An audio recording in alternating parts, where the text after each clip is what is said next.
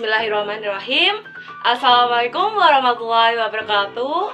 Halo, perkenalkan nama saya Nafita Wijaningsih dari kelas 10 MIPA 7 nomor absen 22.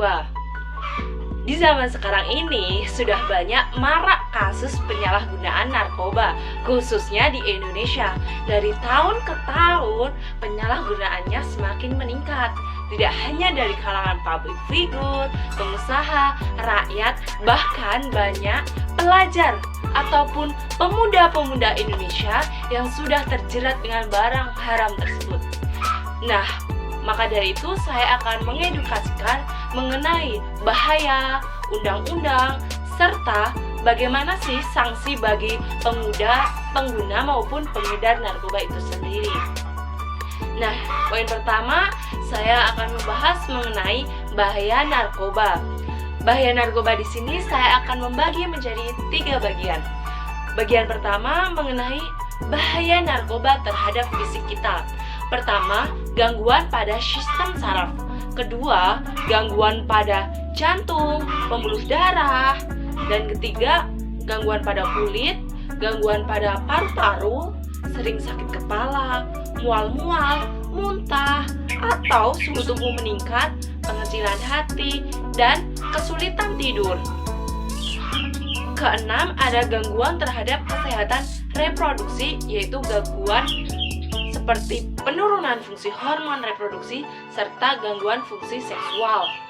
Yang ketujuh, ada gangguan terhadap reproduksi pada remaja perempuan, antara lain perubahan periode menstruasi, ketidakteraturan menstruasi, dan bahkan bisa menyebabkan tidak haid lagi.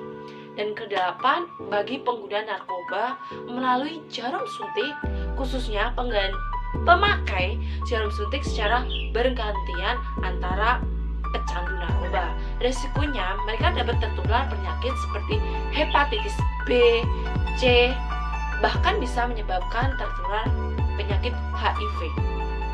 Yang ke-9, bahaya narkoba bisa berakibat fatal ketika terjadi overdosis, yaitu konsumsi narkoba melebihi kemampuan tubuh untuk menerimanya.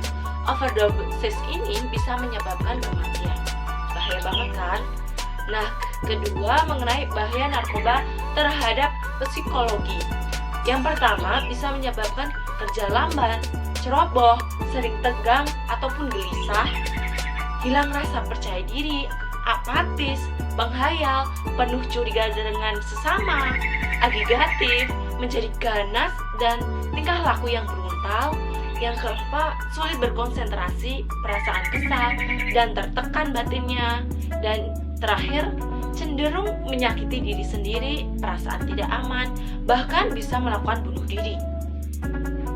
Dan yang terakhir, pengelompokan bahaya narkoba terhadap lingkungan sosial. Pastinya mereka akan mengalami gangguan mental, antisosial, dan asusila, dikucilkan oleh lingkungan masyarakat, merepotkan dan menjadi beban keluarga, pendidikan menjadi terganggu, dan masa depan tentunya menjadi suram. Poin kedua mengenai undang-undang narkotika.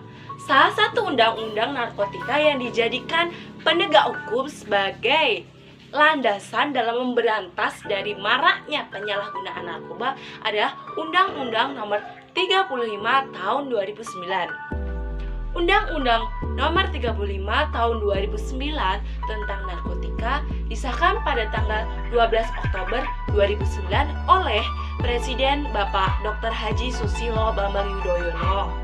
Undang-Undang Nomor 35 Tahun 2009 tentang narkotika diundangkan oleh Menkumham Andi Matalata pada tanggal 12 Oktober 2009 di Jakarta. Undang-Undang Nomor 35 Tahun 2009 tentang narkotika ini membentuk sebuah badan nasional, yaitu BNN, Badan Narkotika Nasional, sebagaimana undang-undang lainnya dalam rezim saat itu. Nah, di poin ketiga, ini ada sanksi pengedar dan pengguna ataupun pecandu narkotika. Kita awali dengan sanksi bagi pengedar narkotika.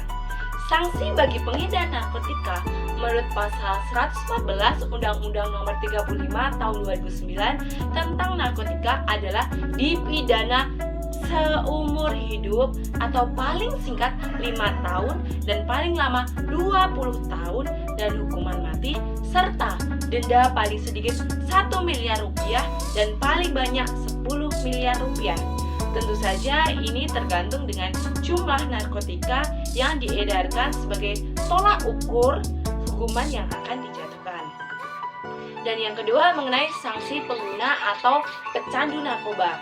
Nah, banyak banget yang bingung apakah seorang pecandu atau pengguna narkoba itu hanya direhabilitasi atau juga dijatuhkan hukuman. Karena yang kita ketahui juga banyak orang-orang yang tidak terkena hukuman penjara tetapi hanya direhabilitasi. Nah, maka dari itu di sini saya akan mengulas mengenai 4 hal tentang pecandu narkoba dengan pidananya. Yang pertama, pecandu wajib melapor. Merujuk pada Undang-Undang Nomor 35 Tahun 2009 tentang narkotika, pasal 54 menyatakan pecandu narkotika dan korban penyalahgunaan narkotika wajib menjalani rehabilitasi medis maupun rehabilitasi sosial. Lalu pada pasal 55 menyebutkan permohonan rehabilitasi ini dilaporkan oleh si pecandu atau keluarga ke lembaga rehabilitasi medis dan sosial. Wajib lapor itu bisa dilakukan secara online di website BNN. Yang kedua, bagaimana bila pecandu itu tidak melapor kepada BNN dan tertangkap oleh aparat negara? Bagi pecandu yang tertangkap aparat akan dilakukan penyelidikan apakah murni pecandu atau memang terkait sindikat. Bila terkait sindikat, maka ia tetap diproses secara hukum dan diproses hingga pengadilan. Namun bila ia benar-benar pecandu atau pemakai, maka BNN dapat langsung mengirimnya ke pusat rehabilitasi tanpa meneruskan prosesnya ke pengadilan. Yang ketiga, bagaimana bila pecandu tetap diproses ke hukum pengadilan? Dalam beberapa kasus, pecandu tetap diajukan ke pengadilan karena penyelidik meyakini bahwa ia terlibat jaring sindikat narkoba. Dalam mengadili, hakim diberikan rambu-rambu terkait penanganan kasus tersebut, yaitu pada pasal 103 Undang-Undang Narkotika. Yang keempat, apakah ada panduan hakim mengadili kasus pengguna narkotika? Dalam mengadili kasus tersebut, hakim terikat pada Surat Edaran Mahkamah Agung Nomor 4 Tahun 2010. Salah satunya memberikan batasan kadar narkoba yang didapati saat penangkapan. Di atas batas maksimal, maka dikenakan aturan hukum yang berlaku di Undang-Undang Narkotika. Berikut ini saya cantumkan daftar batasannya.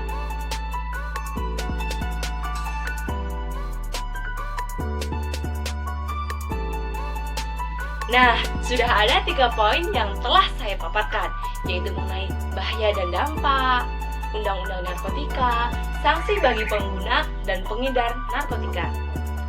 Saya rasa cukup sekian yang dapat saya sampaikan.